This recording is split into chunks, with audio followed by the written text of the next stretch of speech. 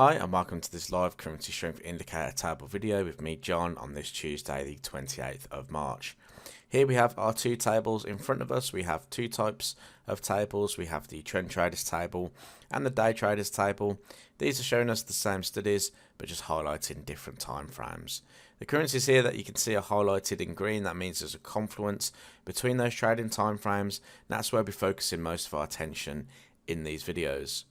You can see that the tables auto update every 5 minutes 24/7, meaning that our members can see how the market stands right now in real time. So what are the tables trying to tell us to focus on today? Well, they're trying to tell us to focus on the potential movement of the pound US dollar. We've got the pound as the strongest currency on the day traders, and you've got the US dollar as the weakest currency on the day traders. That can also be seen on the trend traders. However, pound is the second strongest currency and the US dollar is the second weakest currency. On the trend traders, the Australian dollar is the weakest currency, but is only the second weakest on our day. Apologies if you could just hear my dog's ears flapping in the background. Anyway, let's continue on. So it's telling us to focus on cable. Cable, obviously, or the pound, has been fairly strong recently. We actually saw some comments out of the Bank of England governor last night, and he talked of using rate hikes as a tool to bring inflation down to the 2% target. Now, current inflation in the UK is running at 10.4% as of February. So we are well above the targets or the Bank of England targets of 2%. So the potential for rate hikes to come in the UK is actually quite highly likely at the moment, I would say.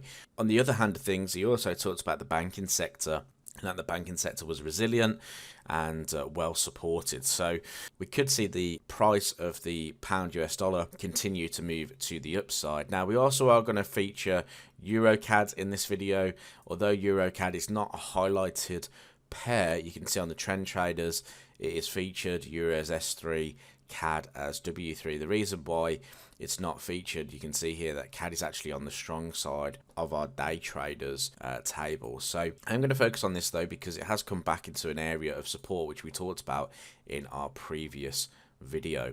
So let's go on to pound US dollar. We can see that pound US dollar is actually at an area of resistance. Now if I go up to the weekly time frame, let's go to the daily and zoom out. It's a little bit cleaner on our chart.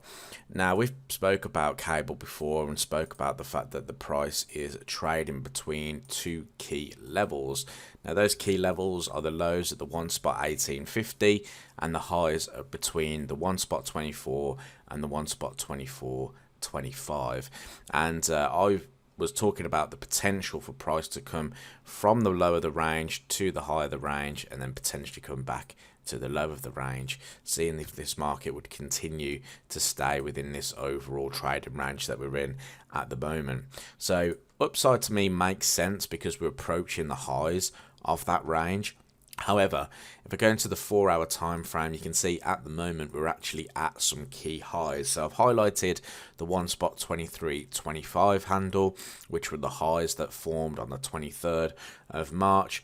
Price has rallied into that level overnight, really, and we're starting to see a little bit of rejection. Now you can see running through this area, I also have a level around about the 1 spot 22.75, which is this spike higher where we did get an initial rejection in the past. But really speaking, price is trading between the 1 spot 22 handle and the 1 spot 23.25.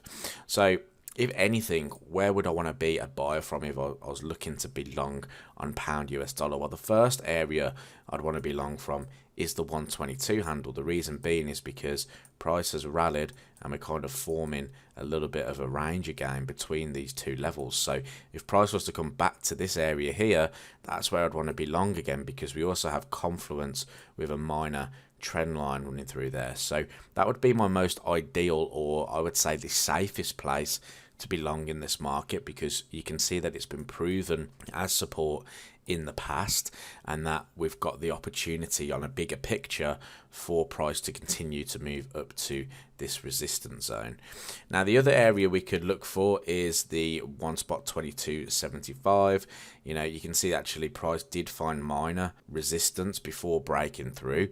So if price did come back down to this level in here, I'd be looking on my lower time frame and seeing how price was supported at that point, i.e. do we get any kind of reversal patterns from a bullish perspective, double bottom pattern, inverse head and shoulders, consolidation with a breakout higher, anything like that to suggest that the sellers are sort of being exhausted at that point.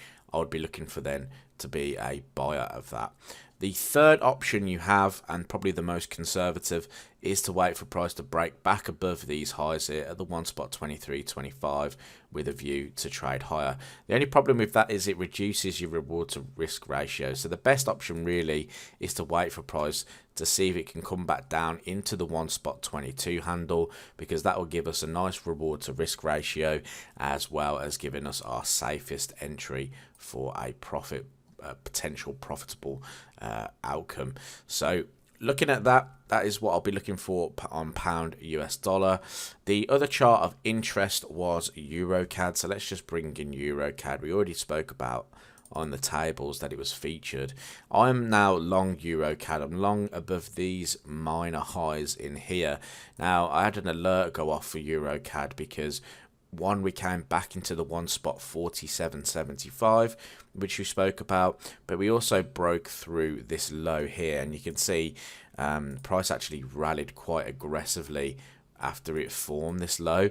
So what I like to do is look at those areas where we could see buyers stepping back in again, and you can see we had a bit of a sort of double bottom going on and price has rallied. So I'm already long EURCAD. My target is at these highs here. I've got 150 pip target, 50 pip stop loss, basically looking for a 3-to-1 reward to risk ratio for a move back into these highs. Now on the video we did talk about the potential for price to come up into the one spot 5050 handle, because we'd almost broken back within this trading range here. So you can see we rejected it, we broke back within it. So I was looking to see if price will trade back to the upside there. So I'm just following that analysis that we did the other day, basically looking to see if we do see the continuation of a move to the upside there. Obviously if we don't and price falls and takes me out, then I won't be looking for any other move unless it comes back into sort of another demand zone and that we see EURCAD still on either of the tables. Okay, it would be nice to see either euro come onto the strong side of the day traders table in here, or CAD remove itself from the day traders and reappear on the weak side. That would obviously be very beneficial to this potential move here on EURCAD. So that's something to be aware of, something to look out for, and I'm going to leave it there. I hope you enjoyed this video update, and I'll look forward to speaking to you in the next one.